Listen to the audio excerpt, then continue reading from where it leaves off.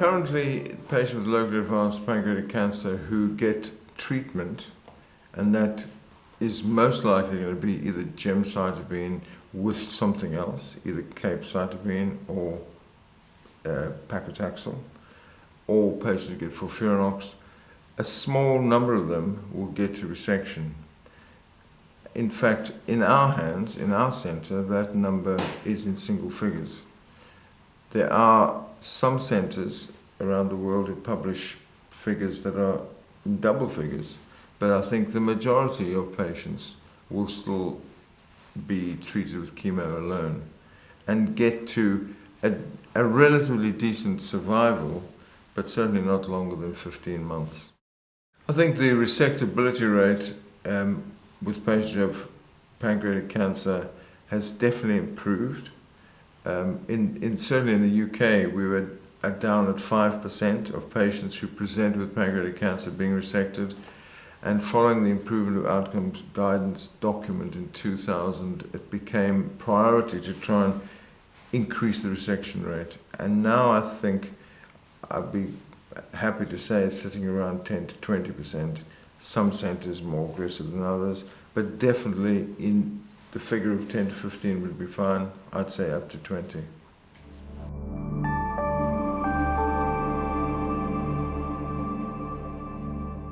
The only treatment for pancreatic cancer that's going to give you a cure is resection.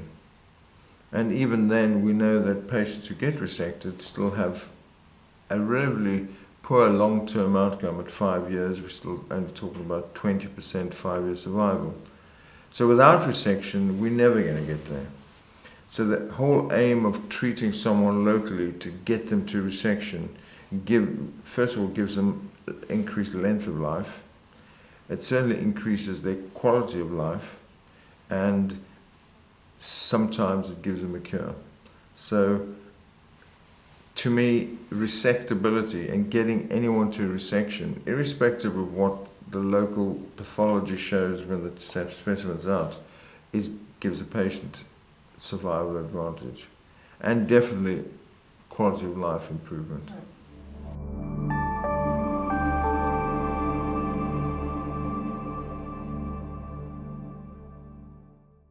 I think interventional oncology has become a big buzzword now in cancer treatment, whether it's for the liver or the pancreas.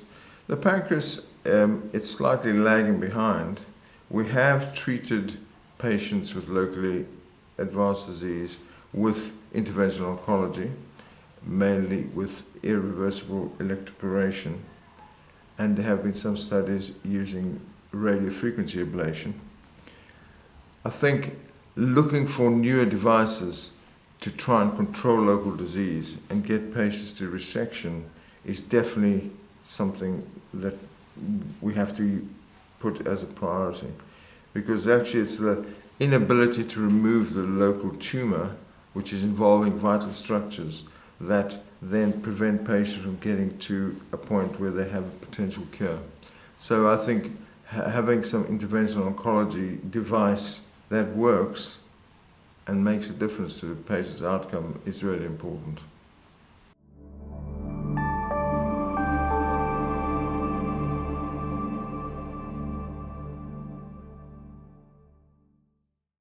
The PANCO study, which looked at using OncoSil and chemotherapy, is really quite interesting data, and I know it's not randomized data, but it does show significant improvement in local disease and getting patients to resection. So the PANCO study showed that 24% of patients got to resection, which is significantly higher than we would expect if we simply treated patients with chemotherapy in our institution. And so that is really encouraging. And when you look at the data in detail, the tumor volume reduction is significant. And as with all radiotherapy devices, it takes some time for this to happen, which gives you an ability to select patients who don't have metastatic disease. And that's what I think one of its benefits are. And so in that study, although it was not randomized data, it was data that is very encouraging to move on to try and do probably a bigger randomized trial. If the evidence shows in a randomized way that it does give benefit, then I think there's significant benefits to patients in the future. It's easy to administer. We have interventional endoscopists now in almost every big center in the country, used to putting needles into the pancreas, used to administering treatments. We have surgeons who are used to operating on patients with advanced disease who, even if they respond and are happy to resect veins to get clearance and get an R0 resection. The data from Panco showed 24% of patients had resected with a significant number of R0 resections.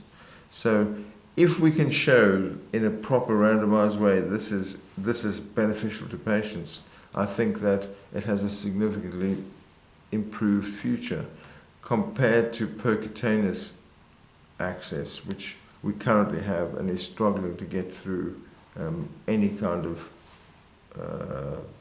treatment plan for patients.